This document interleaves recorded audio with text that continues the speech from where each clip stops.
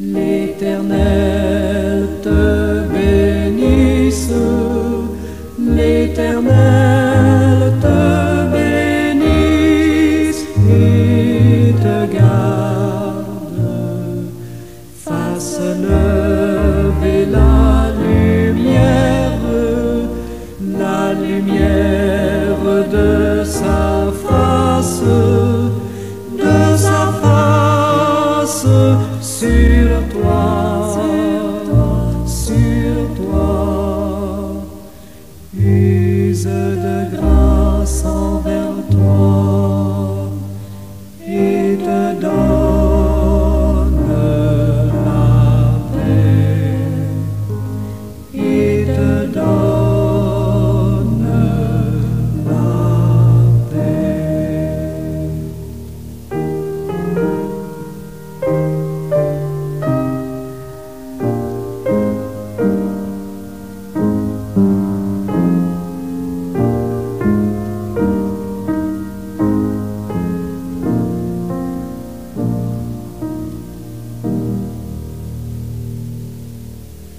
L'Éternel te bénisse, l'Éternel te bénisse et te garde, fasse lever la lumière de sa face sur toi, use de grâce envers toi et te donne la paix, et te donne la paix.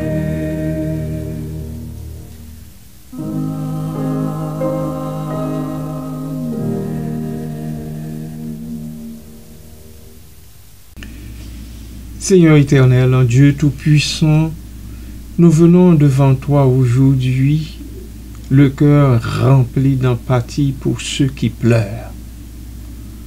Nous pensons à ceux et celles qui ont perdu un être cher, à ceux qui sont accablés par la tristesse, à ceux et celles qui se sentent seuls et désespérés dans leur douleur. Nous savons que la perte est une expérience profondément personnelle et douloureuse. Chaque larme versée est un témoignage de l'amour qui a été partagé, des souvenirs qui resteront gravés à jamais dans le cœur. Nous reconnaissons la profondeur de leur chagrin et nous nous tenons à leur côté en esprit, offrant notre soutien et notre compréhension. Seigneur, nous te prions pour ceux et celles qui sont submergés par le deuil. Enveloppe-les de ton amour réconfortant. Sois leur refuge dans la tempête, leur lumière dans l'obscurité, leur paix au milieu du chaos. Car c'en est un chaque fois que la mort frappe à nos portes. Accorde-leur, ô Dieu, la force de traverser cette période difficile, un jour à la fois, comme tu le fais pour moi, ton humble serviteur. Pour ceux qui ont perdu un conjoint, un parent, un enfant, un ami, je te demande une grâce spéciale. Apaiser leur cœur brisé, console leur âme blessée et rappelle-leur que l'amour ne meurt jamais, que les souvenirs précieux qu'ils partagent avec leurs êtres chers disparus soient une source de réconfort et d'espoir. Pour ceux et celles qui se sentent seuls dans leur deuil, rappelle-leur qu'ils ne sont pas oubliés. Envoie-leur des amis, des membres de la famille, des personnes bienveillantes qui peuvent les soutenir et les encourager.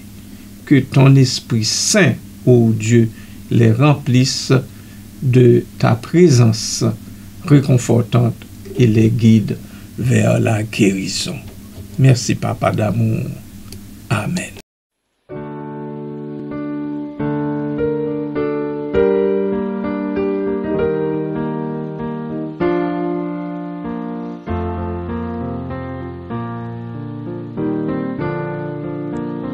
Viens, âme qui pleure, viens à ton sauveur.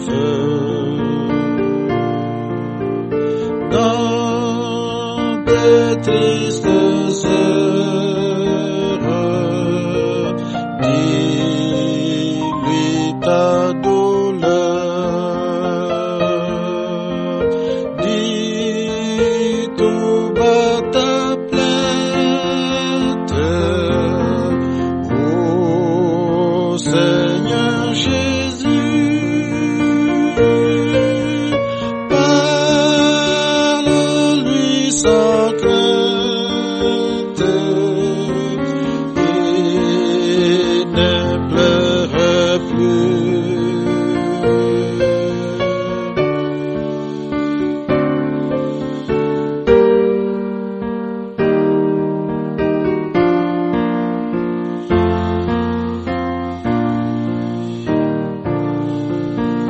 Dis tout à ses frères, à ce tendre ami.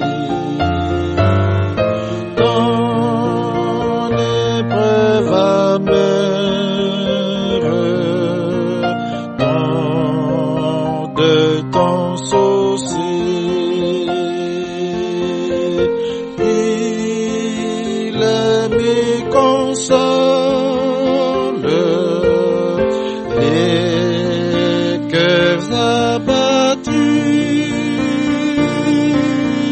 Crois sa parole et ne pleure plus.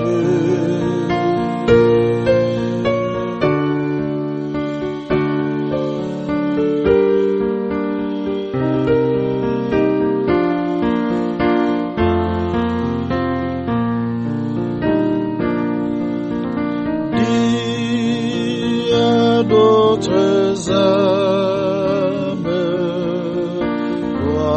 croyant sous les faits, que tu les réclames pour le Dieu de paix. Calme les alarmes,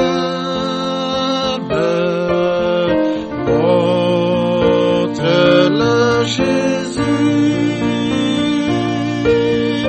Va sécher le larmes et ne pleure plus.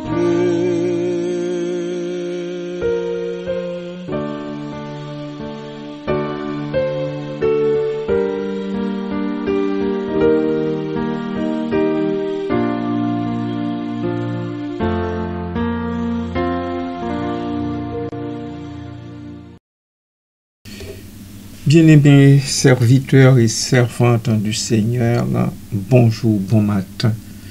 Que la paix et la grâce de Dieu soient avec votre esprit. Pleurez avec ceux qui pleurent. Voilà une expression biblique tirée de Romains 12, 15, qui est plus qu'un simple conseil. Elle représente un appel profond à l'empathie, à la compassion et à la solidarité humaine. Dans cet article, je vais explorer les différentes facettes de cette injonction en examinant son contexte biblique, sa signification théologique, ses implications pratiques et sa pertinence dans le monde contemporain. Nous verrons comment cette phrase nous invite à transcender nos propres préoccupations pour nous connecter authentiquement avec la souffrance des autres, offrant ainsi un témoignage puissant de l'amour et de la miséricorde. Contexte biblique et signification. L'expression « pleurer avec ceux qui pleurent » se trouve dans l'épître de Paul aux Romains, chapitre 12, verset 15. Ce passage en fait partie d'une section plus large où l'apôtre Paul exhorte les chrétiens à vivre une vie transformée, caractérisée par l'amour sincère, par l'humilité et le service mutuel. Dans ce contexte, pleurez avec ceux qui pleurent est juxtaposé à réjouissez-vous avec ceux qui se réjouissent. Oui, je me suis déjà penché là-dessus hier avec vous. Cette deuxième partie du verset souligne ainsi l'importance d'une réponse émotionnelle équilibrée et adaptée aux circonstances de la vie des autres. La signification de cette expression réside dans l'appel à l'empathie. L'empathie, c'est la capacité de comprendre et de partager les sentiments d'autrui. Il ne s'agit pas simplement de reconnaître la souffrance de quelqu'un, mais de se mettre à sa place, de ressentir sa douleur et de partager son fardeau. Pleurer avec ceux qui pleurent implique donc une participation active à leur tristesse, une communion dans leur affliction. Amen. Dis tout à ses frères, à ce tendre ami.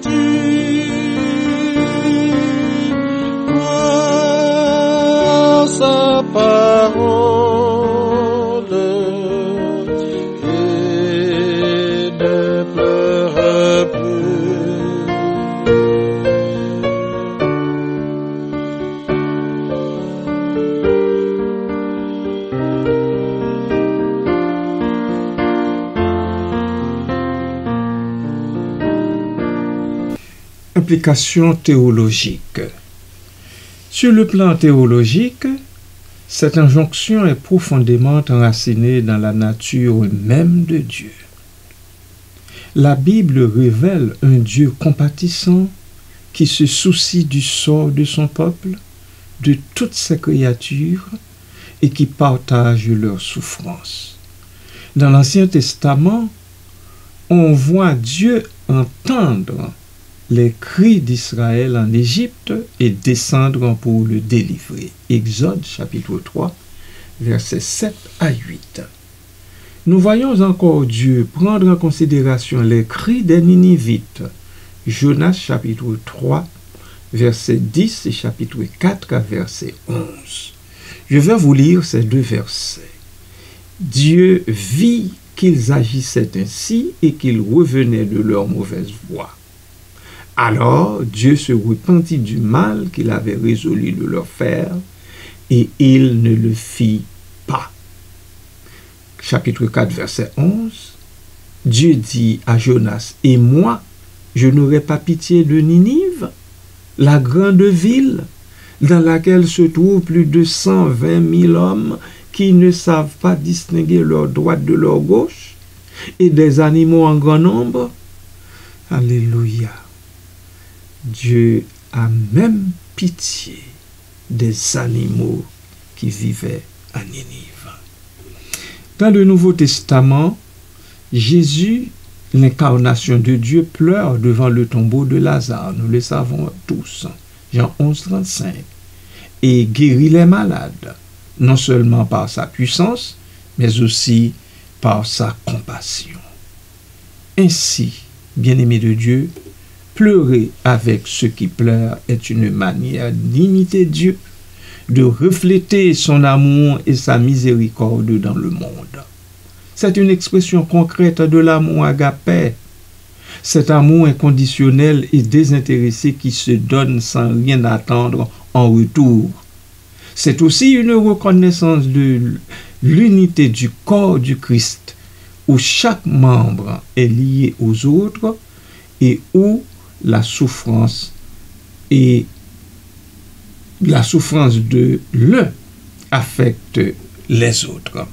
En fait, c'est ce que nous lisons en 1 Corinthiens chapitre 12, verset 26. Et si un membre souffre, tous les membres souffrent avec lui. Si un membre est honoré, tous les membres se réjouissent avec lui. Amen. Dis à d'autres âmes, croyant sous l'enfer, que tu les réclames pour le Dieu de paix.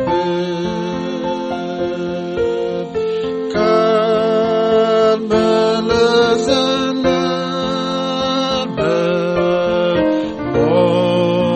montre-le Jésus,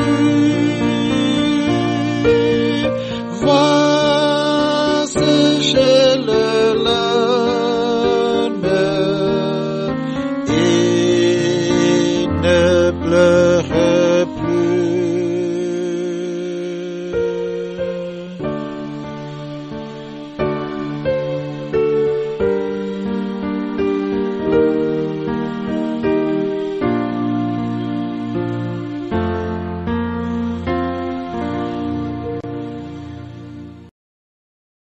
Implication pratique.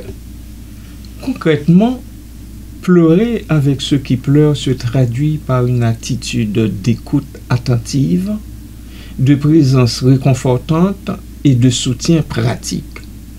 Cela signifie prendre le temps d'écouter les personnes en deuil, sans les interrompre ni les juger. Cela signifie offrir une épaule sur laquelle pleurer, un mot de réconfort ou simplement un silence respectueux. Cela signifie également proposer une aide concrète comme préparer un repas, garder les enfants ou faire des courses.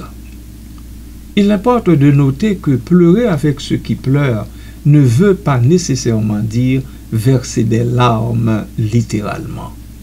Il s'agit plutôt d'une attitude intérieure de compassion et de solidarité.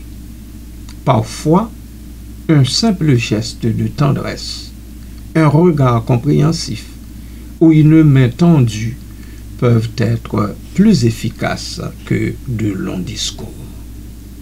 Cependant, il est également important de ne pas minimiser la souffrance de l'autre et de chercher à la résoudre trop rapidement. Chaque personne vit son deuil à sa manière et à son propre rythme. Il est donc essentiel de respecter son cheminement et de lui offrir un espace sûr où elle peut exprimer ses émotions sans crainte d'être jugée. Amen.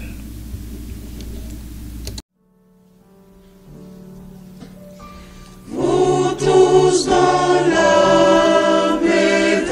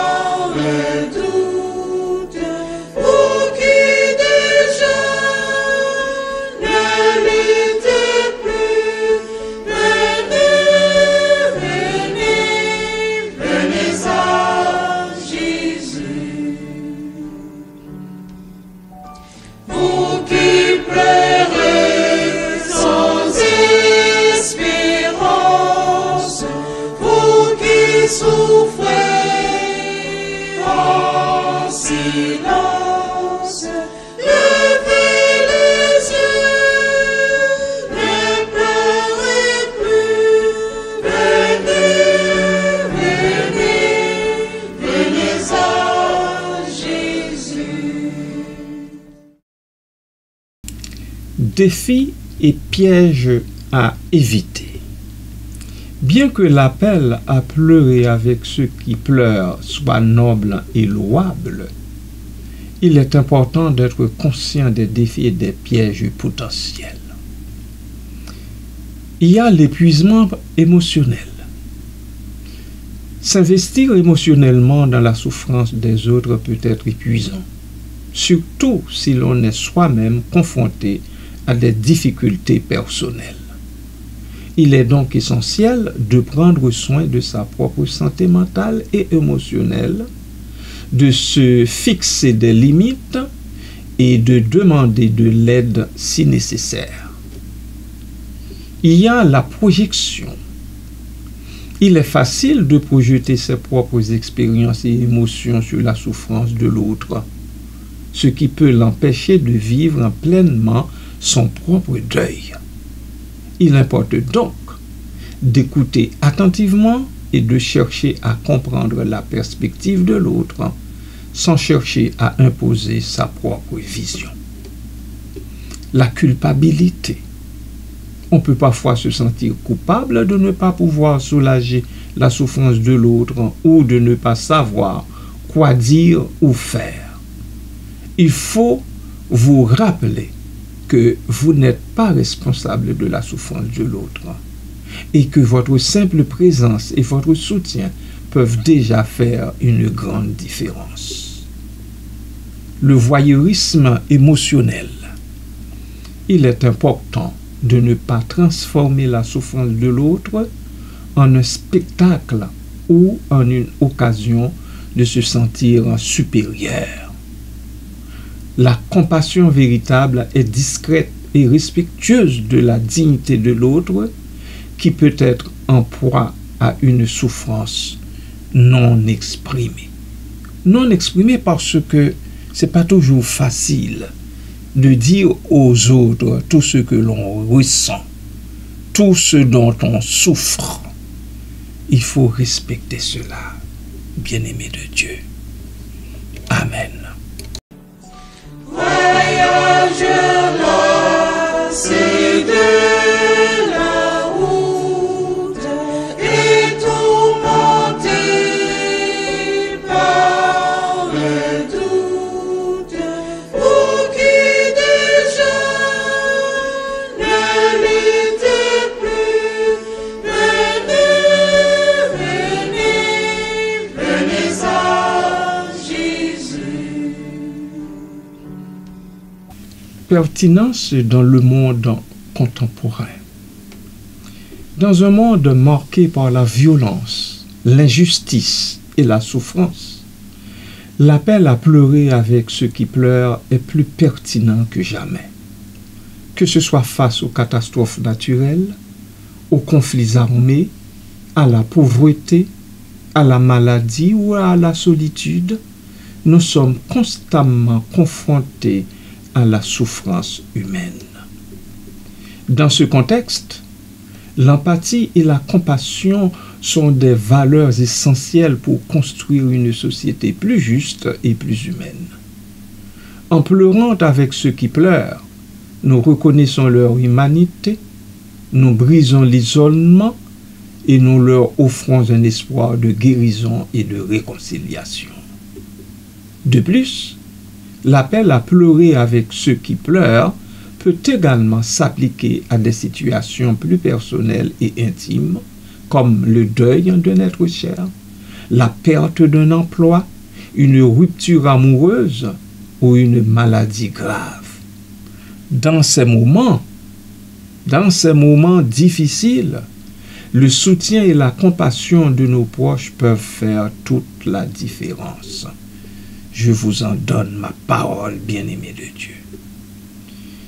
En conclusion, l'expression biblique « pleurer avec ceux qui pleurent » est un appel puissant à l'empathie, à la compassion et à la solidarité humaine. Elle nous invite à transcender nos propres préoccupations pour nous concentrer authentiquement avec la souffrance de l'autre, offrant ainsi témoignage puissant de l'amour et de la miséricorde. En mettant en pratique cette injonction, nous pouvons contribuer à construire un monde plus juste, plus humain et plus compatissant, où chacun se sent aimé, soutenu et respecté dans sa dignité. C'est un chemin exigeant, j'en conviens, mais aussi profondément gratifiant, qui nous rapproche de Dieu et aussi de nos semblables. Amen. Vous tous dans l'âme êtes envahis par le dégoût de la vie, toujours trompés, toujours déçus. Venez à Jésus. Voyageurs lassés de la route et tourmentés par le doute, pour qui déjà ne luttez plus, venez à Jésus. Vous qui pleurez sans espérance, vous qui souffrez en silence, levez les yeux, ne pleurez plus, venez à Jésus. Prions. Je te prie, Seigneur Dieu Tout-Puissant, pour ceux et celles qui ont du mal à faire face à la perte d'un emploi, d'une relation, de leur santé. Accorde-leur, Seigneur, la sagesse de trouver de nouvelles voies, la force de surmonter les obstacles et la foi de croire en un avenir meilleur. Que ta grâce les accompagne à chaque étape de leur cheminement. Seigneur Jésus, nous, les chrétiens sauvés par le sang de ta croix, te demandons de nous rendre plus sensibles à la douleur des autres. Ouvre nos cœurs à la compassion et à l'empathie. Aide-nous à être des porteurs de lumière et d'espoir pour ceux et celles qui souffrent. Donne-nous, ô Dieu, les mots justes pour réconforter, les gestes tendres pour apaiser et la patience pour écouter. Que notre présence soit une source de réconfort pour ceux qui pleurent. Que notre amour soit un baume pour leur cœur blessé. Que notre foi soit un témoignage de ton amour infini. Nous te prions également pour ceux qui travaillent dans les domaines du deuil et du soutien émotionnel. Donne-leur, Seigneur, la sagesse, la compassion et la force nécessaires pour accompagner ceux-là qui souffrent. Protège-les de l'épuisement et du découragement. Que leur travail soit une source de guérison et d'espoir pour ceux-là et celles-là qu'ils servent. Seigneur, nous savons que tu es le Dieu de toute consolation. Tu es celui qui essuie toutes larmes de nos yeux. Nous te remercions pour ton amour inconditionnel, ta miséricorde infinie et ta promesse de ne jamais nous abandonner. Nous te confions tous ceux-là qui pleurent d'une façon ou d'une autre, sachant que tu les tiens dans tes bras aimants.